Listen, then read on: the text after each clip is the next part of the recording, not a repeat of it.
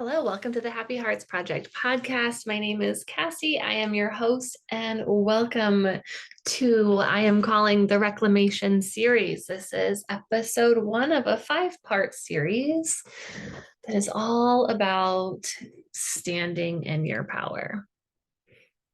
I want you to stand in your power. I want you to show up so honestly, so boldly, so bravely, so completely that the rest of the world has the opportunity to love and celebrate and receive you exactly as you are.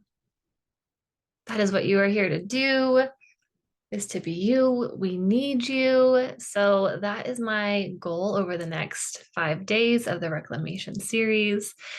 I'm going to be totally transparent with you. I like to build the plane as I fly it. I've always done this. I've always wanted to just fly by the seat of, is that they call it the seat of your pants? That's the thing, right?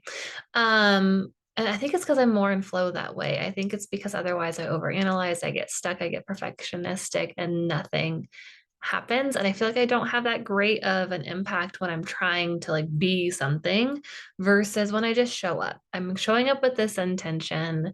My intention today is to walk you through what does it mean to be in your power? How do you know if you're in your power? And um, then I'm going to be providing the rest of the week some like encouragement and stories and tips and tools to get you closer to being the real you that we all want to know and love and why that matters. I'll talk a little bit about here in a second too, but um that's the plan. That's the goal. I've started recording this podcast 30 times today, and it's just something keeps happening every time I try.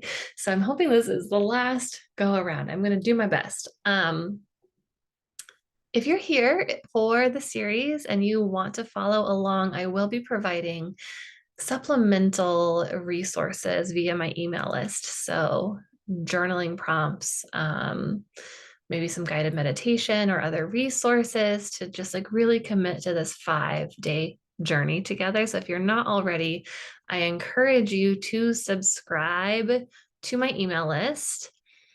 And we'll go ahead and get started. So, what does it mean to be in your power and why does it matter? And I feel like I've been on this journey for about the last 5 years. I was just looking at the calendar, it's May 2nd. So, 5 years ago in May was when I really had this like wash of certainty come over me that I was done in my first marriage.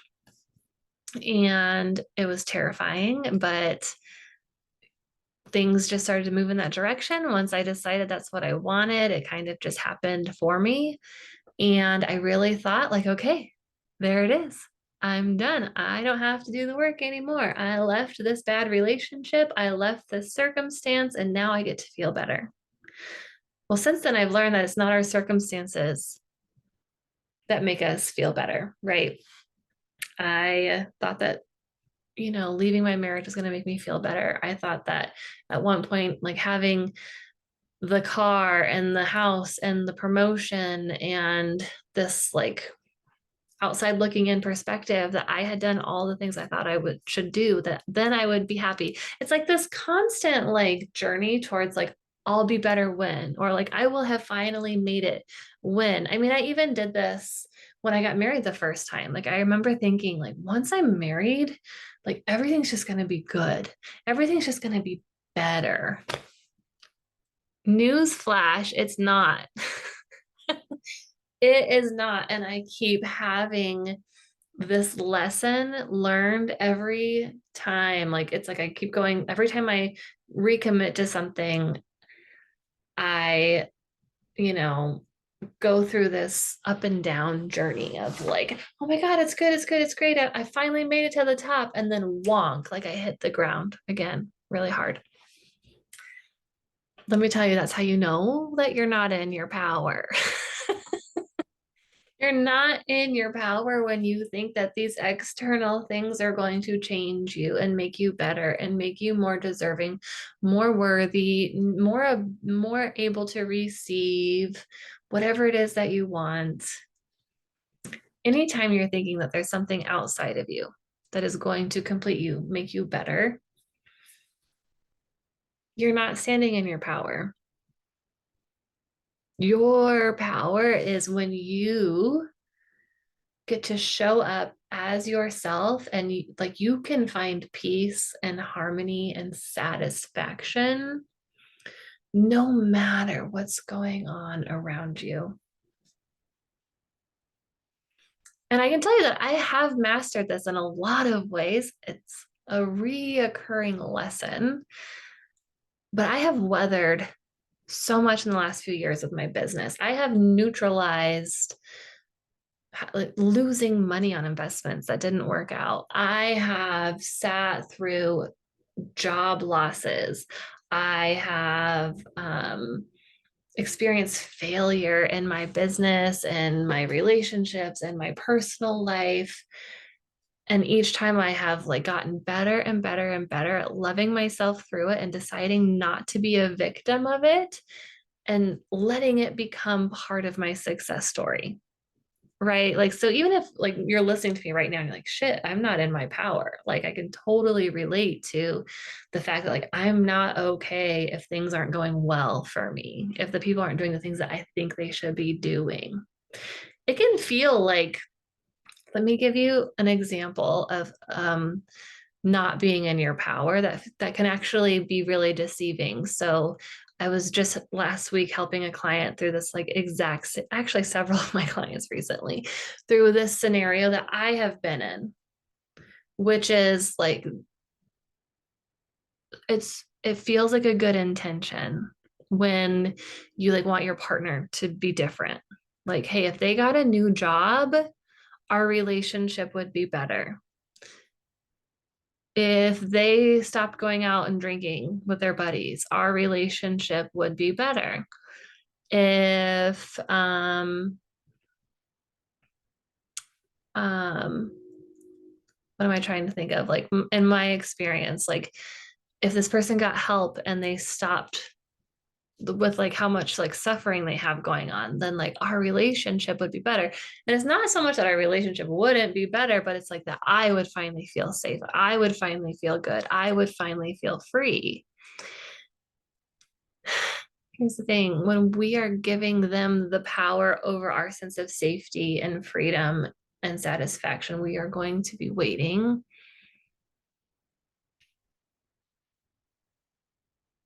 a really long time. We're going to be waiting a really long time and we're going to have a lot of conflict. We're going to have a lot of resistance. We're going to have a lot of pain and suffering trying to force that thing into the way of being that we think it should be. And this is actually self-abandonment. I just was teaching a client this week about what self-abandonment was. He's just getting back into dating and he's so afraid of connecting again and trusting someone because they could leave him. And I said to him, as a capable adult, the only way that you can be abandoned is if you abandon yourself. And he's like, what? I don't understand what that means. Right. And I'm like, no, it's like you deciding that you're not okay if that person doesn't do the thing. You're not okay if you don't have the successful event, if you don't have the job or the paycheck or I don't know, the recognition, then like something's wrong with you. I remember when I was getting back into dating after my divorce, this is kind of when things really started to shift for me. I was in bed just sobbing because this person who I had just started like dating a few months prior, who I thought was like really great, had really started to pull away from me. And I could feel it. I could feel them pull away. I could feel the amount of interest kind of start to go out, and I was hearing from them less often, and they were being more consistent in their communication. And it hurt so bad. And I laid there and I remember thinking, like, feeling so much shame. Like, what is wrong with me? What is wrong with me? What is wrong with me? And it kind of evolved from like, what is wrong with me? Why is he not choosing me? Within like an instance to like, no, what is wrong with me that I am so distraught and disturbed by it? What is wrong with me that I need him to do and be such a specific way in order for me to feel okay about myself? What is wrong with me? Things shifted after that. In my dating life, things really shifted. I ended up meeting my now husband just like a few weeks later after that. I paced our relationship so differently. I communicated so differently. I set different types of boundaries. It's another story. I still had a lot of growth and healing, and learning to do to get to where we are now. But like, I think that was the first like real aha moment of like sobbing in my bed, realizing how I had given my power away. Wow. Right. We do that. And now I'm in a new season in my business where I realize, oh my God, I've lost my power again. I have given the power away of like my well-being, what I think and feel and believe about myself and the people around me based on my ability to show up in my business, or the type of money that I'm making there, or the types of clients I'm attracting and the types of recognition I'm getting there. So we go through these cycles, and it's like this constant reminder of what it really means to be in your power. And if it's hard for me, this person who's been on this like steadfast journey for 5 years, and I'm continuing to relearn this lesson repeatedly, I imagine it's hard for you too. You probably don't even know you're doing it because it feels so real. It feels so true that these things aren't possible for you, or that that person really needs to do that thing, or that your dream career like actually isn't possible for you. Like that feels so real. But it's also you not being in your power. It's you being afraid of the rejection, afraid of the failure, afraid of not having the identity of whatever it is that you're grasping onto so tightly. So, how do we practice more of like being in our power? And that's what I want to talk to you over the next several days.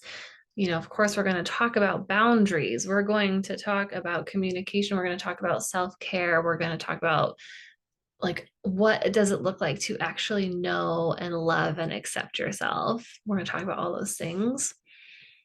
But I think step one here is actually opening yourself up to know yourself. In order to be your powerful self, your power is in your authenticity, meaning that like the unique algorithm for what it means to be successful for you as an individual is not something that you can emulate that someone else did. It's like your power, your success in relationships and money and business, everything, I don't care what it is you knowing yourself. Because when you know yourself, you are magnetic. You are a powerful magnet towards what you want. You are in your power. You can receive. Now, don't get confused thinking like you're not powerful now. You are powerful, but you're not empowered. You're not receiving. You're not giving to yourself. You are outputting your power. You are outsourcing your power. You're outputting it by trying to control and tell people what they should and should not be doing, right? And stressing out about whether or not they're happy with you, stressing about whether or not like you're seen and heard by others. You're outputting that control. You're giving the power away by saying, I need this certain outcome to feel good about me.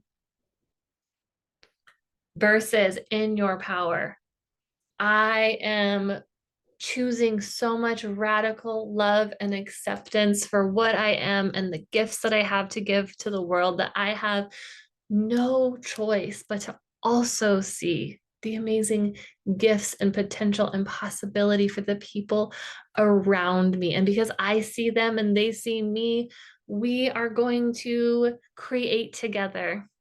We are going to create better relationships and better partnerships and a better planet and a better experience, right? Like you're going to start to bring in the things that want to reciprocate what you have to give. That is what I want to do through this series of helping you be in your power. But you have to first identify the ways that you are outsourcing your power. So there is a few journal prompts that I'm going to send today to the email list. I did learn how to talk probably 35 years ago, but I'm still catching up.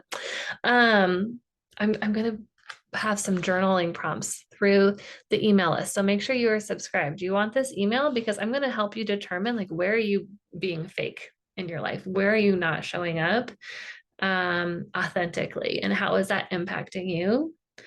And why are you committed to something different? So go to the link in my bio, download that. Make sure you are subscribed to this podcast so that you get tomorrow's episode. And when you're subscribed to the email list, you'll get tomorrow's supplemental stuff to walk you through that. Yeah, that's what I have for you. Share this with a friend.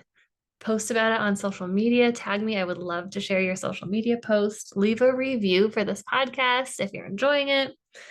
Otherwise, I'll see you tomorrow.